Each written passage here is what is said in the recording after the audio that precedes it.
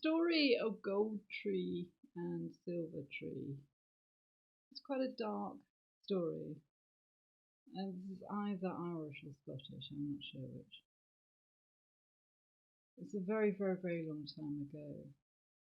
There was a king who had a wife whose name was Silver Tree and a daughter whose name was Gold Tree. And from time to time, Silver Tree would go to the glen and find a pool, and there she would talk to the brown trout that lived in the magical pool. And she would say, "Trouty, who is the most beautiful queen of all?"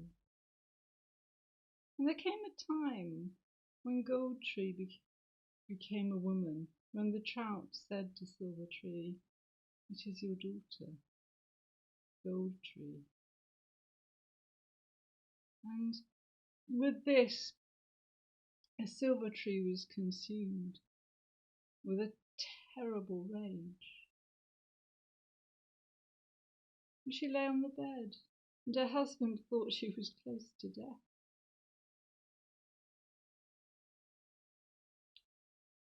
And Silver Tree said to her husband, "The only thing which will cure me will be the heart and the liver of our daughter, Gold Tree."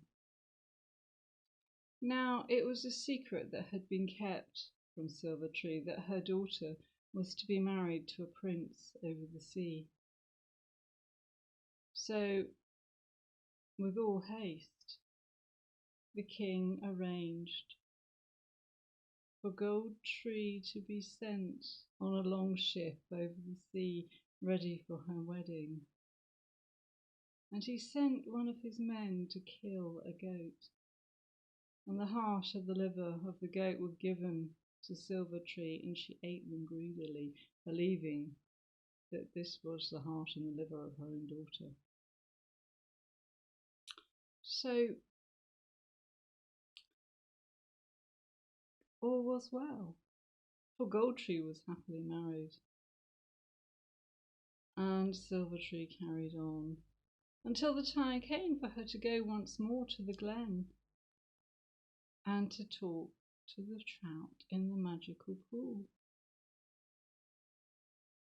And she said to the trout, "Tell me, Trouty, who is the most beautiful queen of all?"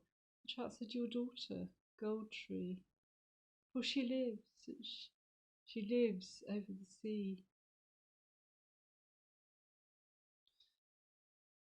Silver Tree went home and asked her husband to make ready his longship that she might sail and see her daughter Gold Tree. And so Silver Tree herself took the steering board and steered the ship, which sailed as fast as can be over the sea to where her daughter lived with the prince. And Gold Tree saw the ship of her father sailing over the sea, and knew that her mother had come, and knew that her mother had come to kill her. And she said this to her servants. "Servants," said, "my lady, we will hide you." So they locked her in a room. And Silver Tree was cared for by the prince, but she quickly found the room where her daughter was locked inside, and called through the locked door and said, "Can you put your little finger through the lock that I may kiss it?" Which Gold Tree did. And as quick as a wink, Silver Tree took a poisoned thorn and stabbed it in her daughter's little finger, and her daughter fell down dead. So Silver Tree sailed back to her own country, and Gold Tree lay dead in the room. And so beautiful and so virtuous was Gold Tree that her body stayed as fresh as it had done when she was alive. And so the prince ordered that her body should be left there in the locked room. So time passed. The prince took a second wife.